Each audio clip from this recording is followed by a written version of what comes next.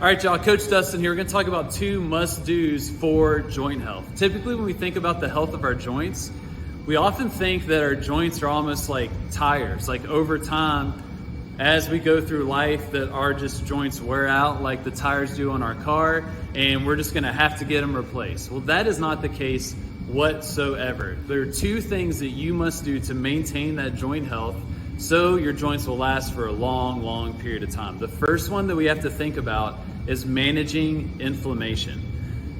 Inflammation is a marker that you can actually measure with blood labs. So if you get blood drawn, you can actually measure inflammation based on several different markers. And what research is showing is that if you have high inflammation in your system, in your blood, that can actually contribute to having pain and having issues with your joints. So whether it's knee, hip, shoulder, if you have a lot of inflammation, that can actually contribute to having joint issues. So what the research is really showing now is that what we are eating, the vegetables, the fruits, the high quality meats, the non-inflammatory oils and seeds that we may be eating, if we're eating a low inflammatory diet, that can help with your joint health. So nutrition is absolutely huge. Making sure you eat foods that are low in inflammation. We can link to some suggested articles in the post below. So that's number 1, managing your inflammation. Number 2 is kind of counterintuitive, but we want to load our joints.